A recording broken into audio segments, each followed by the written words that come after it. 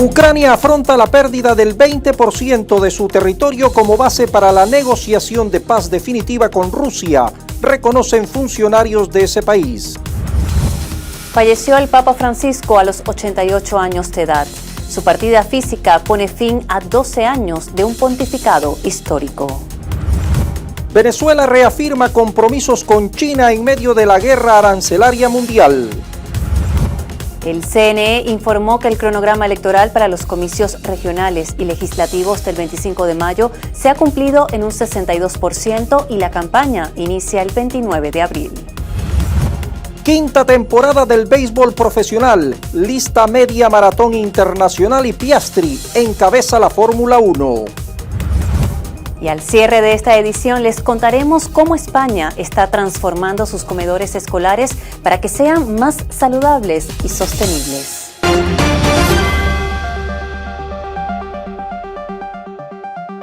Mientras el mundo sigue conmovido por la partida del Papa Francisco, en Venezuela avanza el cronograma electoral para las próximas elecciones. Bienvenidos a las noticias. Melanie. Ya listos para revisar lo más importante de la agenda informativa de los últimos días. Comenzamos. Un funcionario ucraniano afirmó al periódico The New York Post que las autoridades ucranianas podrían ceder el 20% de sus territorios como parte de una solución al conflicto a condición de un reconocimiento de facto y no de jure, o sea, legal. Los representantes de Kiev en las conversaciones con la delegación estadounidense la semana pasada se mostraron especialmente preocupados por la cuestión de los territorios en referencia a las nuevas regiones que pasaron a formar parte de Rusia tras los referendos. Se trata de la incorporación de las repúblicas de Donetsk y Lugansk y las provincias de Gerson y Zaporilla a Rusia en septiembre del 2022. La publicación cita una fuente de la administración estadounidense, según la cual el plan de arreglo de Trump podría incluir el despliegue de fuerzas europeas en Ucrania si se alcanza un alto el fuego. A su vez, el canciller ruso Sergei Lavrov señaló anteriormente que Rusia no ve ninguna posibilidad de llegar a un acuerdo sobre la presencia de fuerzas militares extranjeras en Ucrania. Jorge Mario Bergoglio, nacido en Argentina y conocido en todo el mundo como el Papa Francisco, falleció a los 88 años de edad debido a un derrame cerebral. Su partida física pone fin a 12 años de un pontificado histórico. Con profondo dolore devo annunciare la morte del nostro Santo Padre Francesco. Así se anunció al mundo su fallecimiento. El Papa Francisco murió a las 7:35 de la mañana del 21 de abril de 2025. El 13 de marzo de 2013 fue elegido sumo pontífice, convirtiéndose en el primer papa latinoamericano y jesuita y el primero en tomar el nombre Francisco en honor a San Francisco de Asís. Desde su elección revolucionó la Iglesia Católica, fue crítico con el capitalismo, endureció las leyes del Vaticano para enjuiciar a los pederastas del clero, abogó por una iglesia más cercana a los pobres y por el papel de la mujer dentro de la iglesia. Su última aparición pública fue el domingo 20 de abril durante la misa de Pascua. Esa fue su intervención más prolongada desde que fue dado de alta el 23 de marzo tras pasar 38 días hospitalizado por una afección respiratoria. Y el gobierno de España rescindió unilateralmente el contrato para la compra de munición a la empresa israelí InSystem después de dudar por la cancelación y la obligación de efectuar el pago de 6.6 millones de euros por el contrato. Esta medida llega después de haber agotado todas las vías negociadoras y tras generar fuertes tensiones entre los socios de la coalición gubernamental que amenazaron con retirarse. La decisión resulta especialmente significativa considerando que el contrato ya había sido publicado en el Boletín Oficial del Estado. Desde Moncloa han querido subrayar que tanto el PSOE como Sumar están firmemente comprometidos con la causa palestina y la paz en Oriente Medio. En tal sentido han recordado que desde el inicio del conflicto en Gaza el pasado 7 de octubre del 2023, España ha suspendido la compra y venta de armamento a empresas israelíes, política que dijo mantendrán en el futuro.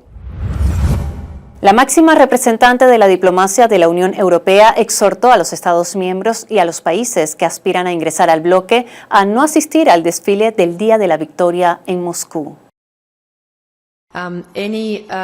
Cualquier participación en el desfile del 9 de mayo o celebraciones en Moscú no será tomada a la ligera en el lado europeo, teniendo en cuenta que Rusia está realmente librando una guerra a gran escala en Europa. De esta manera, la Unión Europea amenazó con consecuencias a los líderes que acudan a los desfiles militares u otros actos conmemorativos del 80 aniversario de la victoria sobre el nazismo, programados por el Kremlin. El primer ministro de Eslovaquia, Robert Fico, criticó con dureza las amenazas y dijo que asistirá al desfile, destacando que nadie puede prohibírselo. Por su parte, el presidente de Serbia, Aleksandar Vučić, también confirmó que viajará a Rusia a pesar de las advertencias. El techo del centro de entretenimiento Jet Set que se derrumbó en Santo Domingo, República Dominicana, siempre tuvo problemas. Así lo declaró el empresario Antonio Espailat, quien indicó que aún está a la espera del resultado de los peritajes oficiales para determinar finalmente qué fue lo que sucedió. De acuerdo con el informe oficial de la policía, un total de 231 personas perdieron la vida el pasado 8 de abril en el club al derrumbarse el techo en una de las peores tragedias en la historia del país. En entrevista con la cadena Telesistema, Espailat explicó que los restos del techo que se observaron en videos tras la tragedia corresponden a plafones de yeso, los cuales, según afirmó, eran cambiados constantemente debido a problemas recurrentes con filtraciones del sistema de aire acondicionado. Indicó que una de las razones principales por las cuales los plafones se deterioraban era por el agua que se condensaba en los aires acondicionados o también por filtraciones en los drenajes, lo cual iba debilitando el material. Un tema que ha dado mucho de qué hablar es la propuesta que hizo el presidente de El Salvador, Nayib Bukele, a su par venezolano, Nicolás Maduro, de intercambiar a los 252 migrantes venezolanos que fueron deportados ilegalmente de Estados Unidos a El Salvador y detenidos en una cárcel de máxima seguridad por igual número de presos que han sido juzgados en Venezuela por su participación en planes desestabilizadores. El 20 de abril, a través de una publicación en la red social X, Bukele le dice a su homólogo venezolano que, como ha dicho en numerosas ocasiones que quiere a los venezolanos de regreso y en libertad, quiere proponerle un acuerdo que contemple la repatriación del 100% de los 252 venezolanos que fueron deportados a cambio de la liberación y entrega de un número idéntico, 252, de los presos políticos que, según él, existen en Venezuela. Aunque en reiteradas ocasiones el gobierno venezolano ha dicho que en el país no hay presos políticos. El gobierno de Nicolás Maduro tildó de cínica la oferta. Yo le digo, señor Bukele, póngase a derecho, dé fe de vida de todos los muchachos secuestrados, diga dónde están enjuiciados, qué causa, qué delito cometieron y más temprano que tarde, póngalo en libertad incondicionalmente. Libertad incondicional para los jóvenes que están secuestrados en El Salvador. Esa es mi respuesta. Y un nuevo giro en la imprevisible política arancelaria de Donald Trump se hizo evidente tras el anuncio de reducir de forma sustancial el actual arancel del 145% a China. La corrección se ha producido luego de que el Fondo Monetario Internacional publicase sus previsiones económicas que apuntan a una ralentización de la economía global. Un retroceso del 1% del PIB de los Estados Unidos, aparejado a un 0.90 a nivel mundial, parecen también haber llevado a recapacitar al mandatario norteamericano. En respuesta, China ha afirmado que Estados Unidos debe dejar de ejercer presión y mostrar respeto si realmente quiere resolver sus disputas comerciales con el país asiático a través de las negociaciones y el diálogo. El gobierno Trump espera cerrar en el próximo mes acuerdos comerciales con la mayoría de países a los que impuso gravámenes, pero la guerra comercial desatada por su agresiva política arancelaria se centra en un pulso con China. La Unión Europea abandonó la idea de prohibir las importaciones de gas natural licuado ruso debido a las dificultades con las fuentes alternativas de suministro. Así se supo en fuentes energéticas. Funcionarios europeos descartaron la idea de imponer una prohibición a las importaciones de gas natural licuado ruso del bloque en los próximos paquetes de sanciones. Todo esto debido a la resistencia de algunos gobiernos y a la incertidumbre sobre fuentes alternativas. La agencia Reuters agrega que la Comisión Europea pretende elaborar para mayo una nueva hoja de ruta que busca poner fin a la dependencia de recursos energéticos rusos para el 2027. Según las fuentes, funcionarios europeos quieren aprovechar el deseo de Estados Unidos de ampliar exportaciones de gas a la Unión Europea con el fin de negociar una reducción de aranceles, aunque todavía se desconocen las exigencias de Washington. La Comisión Europea está preocupada por la pérdida del gas natural ruso, ya que las restricciones reducirán su poder de negociación, de acuerdo con uno de los interlocutores de la agencia. Asimismo, la comunidad teme caer en la dependencia de Washington, que es el tercer proveedor de este combustible en la Unión Europea. El alarmante incremento de casos de fiebre amarilla en Colombia ha llevado al gobierno a declarar emergencia sanitaria en todo el país. Las autoridades informaron que entre 2024 y mediados de abril de 2025 se registraron 79 casos de fiebre amarilla, de los cuales fallecieron 36. Además, 111 municipios fueron clasificados de muy alto riesgo, mientras que 289 se consideran de alto riesgo. Incluso han surgido brotes en zonas donde nunca se había reportado esta enfermedad. Este tema nos preocupa por varios motivos. El primero, indudablemente, la letalidad, la capacidad mortal que tiene el virus de la fiebre amarilla. Seguimos en una cifra aproximada de 50%, es muy alto, mucho más alto que el COVID-19. De cada 2 enfermos, 1 muere.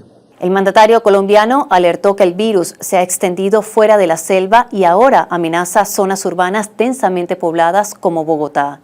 El gobierno tiene como meta vacunar a todas las personas mayores de 9 meses que viajen o transiten por zonas de riesgo, y para ello han habilitado 3.000 puntos de vacunación.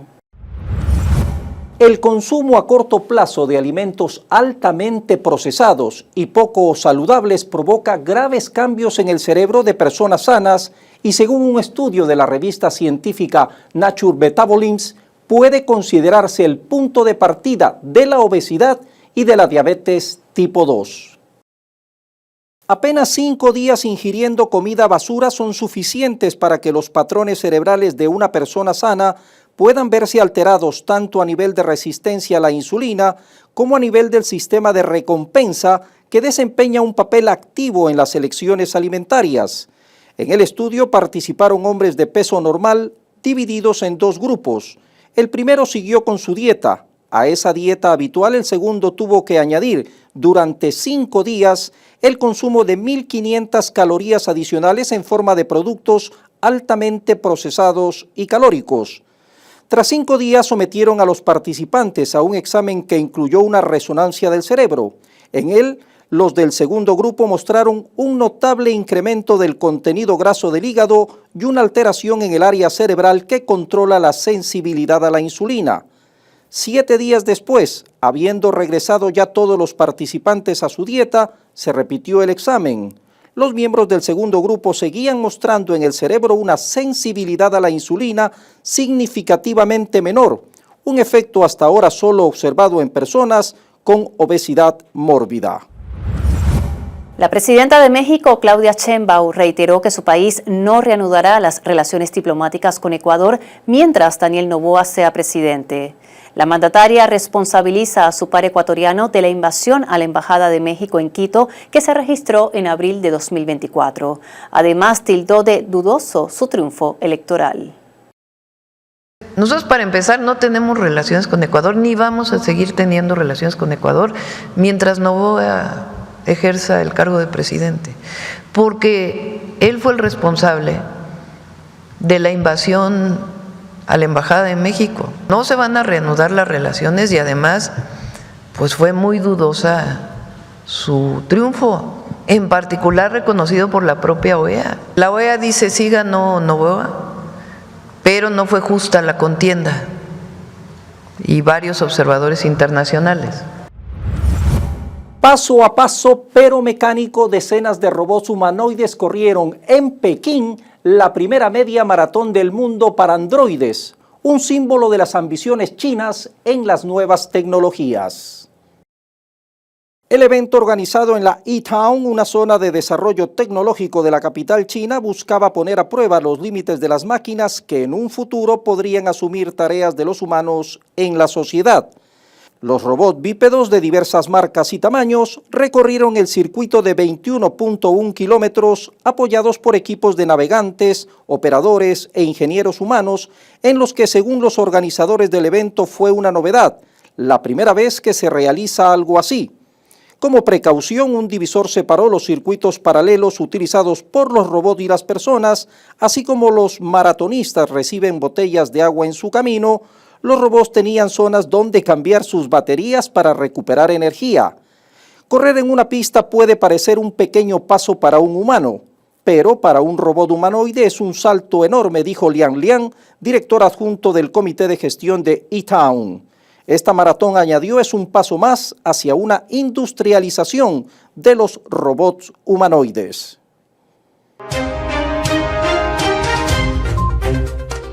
El presidente de la Autoridad Nacional Palestina, Mahmoud Abbas, que gobierna en partes reducidas de la Cisjordania ocupada, pidió asumir el control político de la Franja de Gaza y exigió a la organización islamista Hamas que libere a los 59 rehenes que todavía retiene, además de dejar las armas.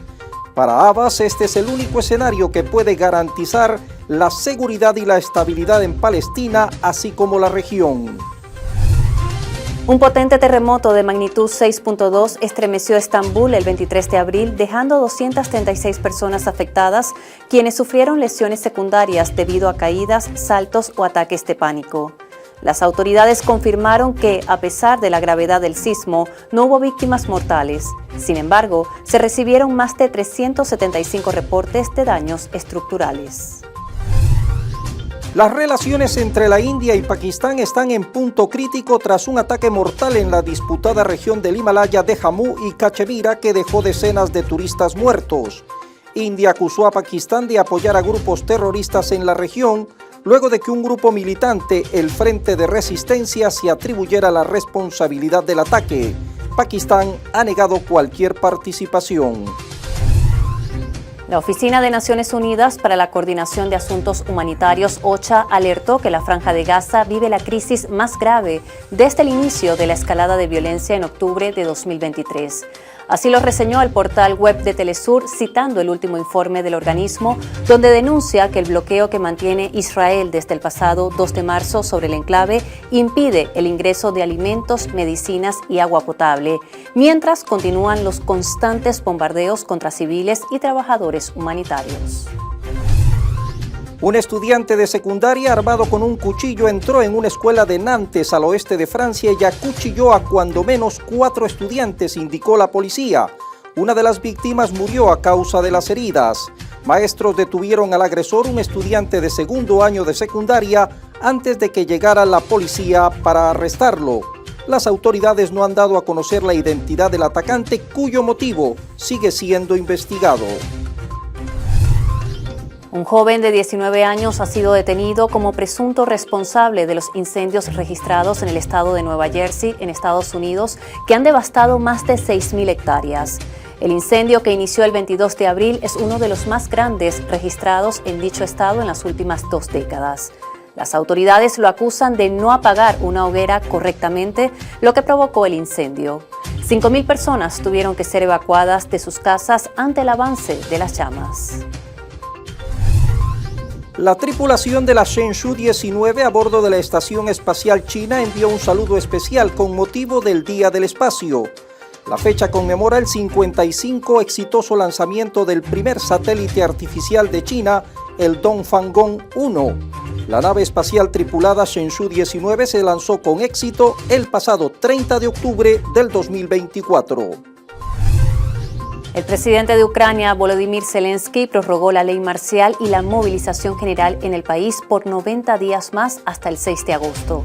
Esta decisión significa que en Ucrania no se podrán realizar elecciones durante ese periodo. Según reseñó el portal web de Telesur, se trata de la 15ª vez que extiende estas medidas, las cuales otorgan poderes amplios a las autoridades, incluyendo restricciones en la libre circulación, servicios laborales obligatorios para determinados grupos, la expropiación de bienes para uso militar, entre otras acciones. Nuevo cambio de parecer de Donald Trump, tras anunciar la posibilidad de despedir al presidente de la Reserva Federal, Jerome Powell. Las alertas de sus asesores que le advertían que cualquier intento de destituir al presidente del Banco Central podría causar tanta turbulencia en los mercados como su actual guerra comercial hizo que Trump se retractara de sus amenazas, generando un respiro en las bolsas. El presidente de Colombia, Gustavo Petro, declaró que el gobierno de Estados Unidos le habría retirado la visa y por lo tanto ya no puede ingresar al país norteamericano. Incluso lanzó un comentario peculiar sobre el Pato Donald. Yo ya no puedo ir porque creo que me quitaron la visa. No tenía necesidad de tener visa, pero bueno. Ya vi al Pato Donald varias veces, entonces me voy a ver otras cosas. Boeing ha comenzado a devolver aviones 737 MAX a Estados Unidos tras ser rechazados por parte de aerolíneas chinas como respuesta a la imposición de aranceles. El primer caso hace relación a una nave de la aerolínea Xiamen Air que se encontraba en la isla de Guam. Junto a este se unen al menos otras 2 unidades que también fueron rechazadas. En un encuentro en el Gran Palacio del Pueblo en Pekín, la vicepresidenta ejecutiva de Venezuela, Delcy Rodríguez, fue recibida por el viceprimer ministro chino Han Zheng para profundizar la agenda bilateral y consolidar la asociación estratégica. La cita busca enfrentar los desafíos de un mundo en transformación libre de hegemonismos que promueva un modelo de cooperación basado siempre en el respeto mutuo, la paz y el beneficio compartido. Rodríguez reiteró la voluntad de Venezuela de avanzar en la construcción de un destino común con China, fundamentado en principios de igualdad y cooperación, ganar-ganar. Durante el encuentro expresó su profundo agradecimiento al presidente Xi Jinping y al gobierno chino por su solidaridad y apoyo en los momentos más difíciles marcados por agresiones contra Venezuela. Asimismo, destacó el modelo de desarrollo chino como un ejemplo de dignidad, resiliencia y crecimiento económico. Del 23 al 25 de abril, Venezuela fue el escenario del primer Congreso Internacional de Emprendedores. Durante este evento de 3 días en Caracas, 260 invitados internacionales y más de 150 nacionales compartieron sus experiencias. Venezuela, destacada por ocupar el 10º lugar en emprendimiento en Latinoamérica, cuenta ya con 1.700.024 emprendedores. Se estima, según la Organización Internacional del Trabajo, que las pequeñas y medianas empresas representan el 90% de las empresas en el mundo, pero expresan también el 60% de los empleos que existen en el mundo. De allí la importancia, la relevancia de que Caracas durante 3 días, el día de hoy, miércoles, jueves y viernes, sea sede de este encuentro internacional tan relevante, que va a permitir que los emprendedores y las emprendedoras del mundo puedan estar conectados, que va a permitir que un panel de expertos de distintos países vengan a compartir su sabiduría, su formación en el ámbito de la innovación, también con un aspecto novedoso relacionado a la exportación. Cómo se vinculan los emprendedores y las emprendedoras a nivel internacional para que sus productos crucen fronteras. Creo que es uno de los aspectos más novedosos que tiene este Congreso. El secretario general del PCV, Diosdado Cabello, dio a conocer sobre planes desestabilizadores para los días previos y durante el 1 de mayo, orquestados por María Corina Machado a través de su movimiento VEN. Están preparando actos de desestabilización para los días previos y durante el 1 de mayo. El gran coordinador de todos es el piojoso de Juan Pablo Guanipa. Me hizo llegar los nombres de varios financistas y conspiradores para esta actividad. Te diré solo uno: abogado Manuel López. El resto te los envío por Signal. escoria aparenta estar fuerte. Pero la realidad es que la comunidad internacional no la quiere, solo la apoya el líder Marcos por conveniencia. Y allí entran los Crazy Cuban. También la apoya el clan de Uribe y Duque, del grupo IDEA y a veces la presidenta del Parlamento Europeo. La Embajada de Argentina en Caracas quieren montar a un show, pero están convenciéndolos de que en silencio se ven mejor. Durante el asueto de Semana Santa, la movilización de temporadistas aumentó un 16.33% respecto a 2024. La ocupación hotelera superó el 80% y las transacciones electrónicas registraron un incremento del 20% en comparación con el año anterior. Más de 12.353.000 personas se movilizaron en todo el territorio nacional. Esta Semana Santa decimos entonces que hay un incremento del 16.33%, que sin duda vino acompañada de actividad económica. El promedio de la ocupación hotelera en todo el país fue del 80%. Sin embargo, hay lugares que destacaron con una ocupación del 100%, como Canaima, como Los Roques, como Morrocoy. El principal sitio de destino turístico fue la playa. El estado Falcón de primero. El estado Falcón, el estado La Guaira, Miranda, Aragua, Anzoátegui destacaron entre los primeros. Más de 259 millones de transacciones electrónicas en actividad económica operaron en esta Semana Santa. Y Venezuela marca con paso firme su desarrollo industrial con el fortalecimiento de la producción nacional de juguetes. En los últimos meses se ha consolidado una red de fábricas y también talleres. Esto ha incrementado significativamente su capacidad de manufactura para reducir importaciones y fortalecer la industria nacional, como ha sido la instrucción del presidente Nicolás Maduro.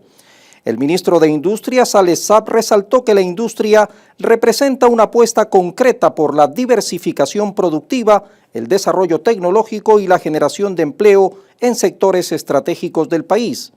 Actualmente, más de 2.500 trabajadores participan directamente en la industria, distribuidos en centros de producción ubicados en regiones claves como Aragua, Carabobo, Miranda y el Distrito Capital. Se han desarrollado nuevas líneas de juguetes didácticos, coleccionables y versiones mejoradas de clásicos tradicionales, siempre adaptadas a las exigencias actuales del consumidor.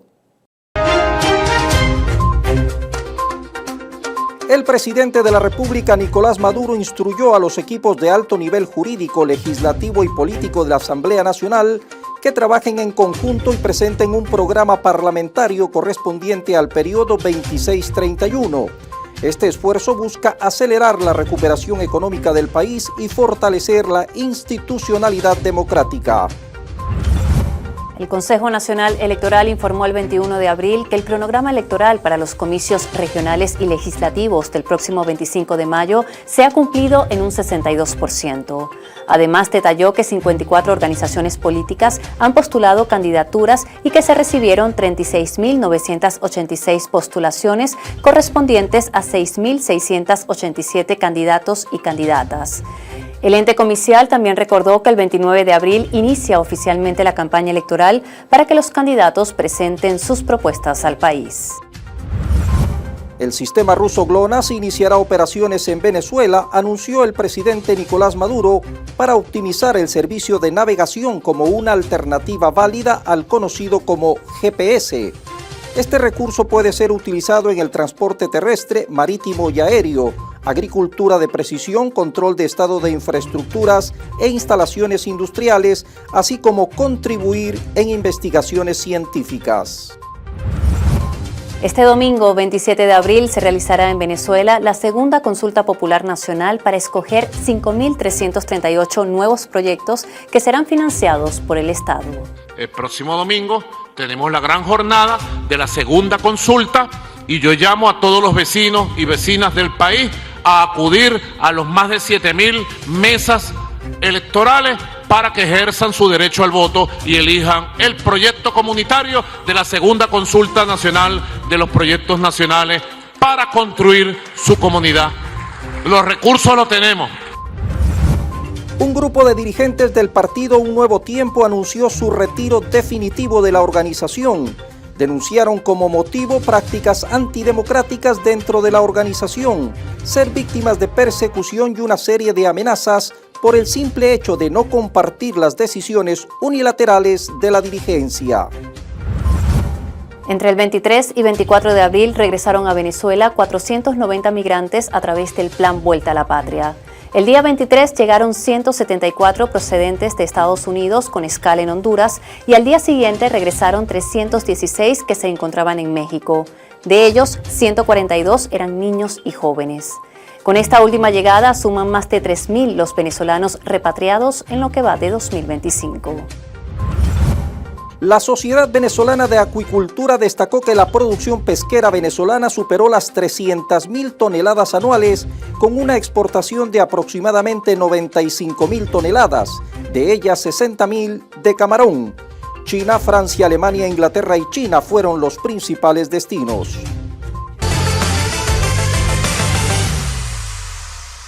Quinta temporada del béisbol profesional. Lista la media maratón internacional y Piastri encabeza la Fórmula 1. La Liga Mayor del Béisbol Profesional anunció el inicio de su quinta temporada programada para el sábado 17 de mayo. Los compromisos inaugurales tendrán lugar en Caracas, Valencia, Barquisimeto y La Guaira. La primera jornada de la temporada arranca con los enfrentamientos de Delfines de La Guaira versus Senadores de Caracas, Samanes de Aragua versus Líderes de Miranda, Marineros de Carabobo versus Guerreros de Lara y Caciques del Distrito versus Centauros de La Guaira. Para el próximo 23 de mayo está programada la media maratón internacional One Run, carrera que busca marcar un hito en las competencias populares. Corredores aficionados, experimentados y amantes del deporte en Venezuela podrán unirse a esta experiencia global que promete la salida sincronizada más grande del mundo. Originada en Rusia, la One Run ahora reúne a 16 países, incluyendo China, Brasil, Bielorrusia, Tayikistán y Kirguistán. En total, 94 ciudades rusas darán el pistoletazo de salida. El australiano Oscar Piastri de McLaren se convirtió en el nuevo líder del Mundial de Fórmula 1 tras ganar el Gran Premio de Arabia Saudita, el quinto del campeonato en el circuito urbano de Jeddah. Piastri, de 24 años, logró su tercera victoria en la F1 al ganar la calurosa carrera nocturna por delante del cuádruple campeón del mundo, el neerlandés Max Verstappen de Red Bull, que había salido desde la pole, y del monegasco Charles Leclerc de Ferrari, que también subió al podio. En España, el gobierno ha prohibido por ley servir bebidas azucaradas y productos de panadería o repostería en los comedores escolares. La nueva normativa entrará en vigor en abril de 2026. El objetivo es garantizar una alimentación más sana, nutritiva y equilibrada para mejorar la salud infantil.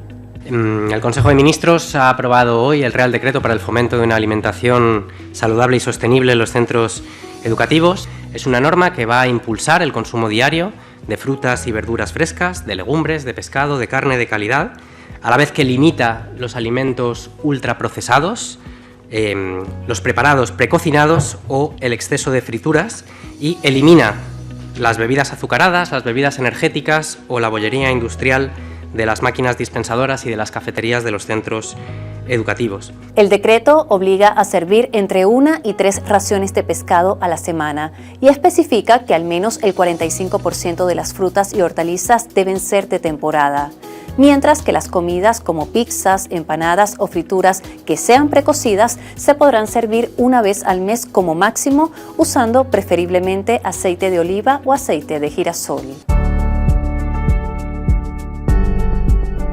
Y cada 25 de abril recordamos el Día Internacional de la Lucha contra el Maltrato Infantil. Su objetivo, sensibilizar sobre la importancia de proteger a la niñez de todo tipo de violencia. Constituye una oportunidad para reflexionar sobre las consecuencias del maltrato en el desarrollo de los niños y para emprender acciones que puedan disminuir las cifras de este problema a nivel mundial.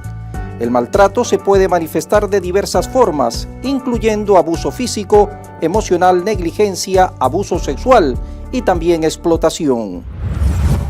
Es crucial tomar conciencia, Melanie y amigos, de la gravedad de este problema y tomar medidas para prevenirlo. Así, la dinámica global esta semana. Nos vemos en una próxima edición.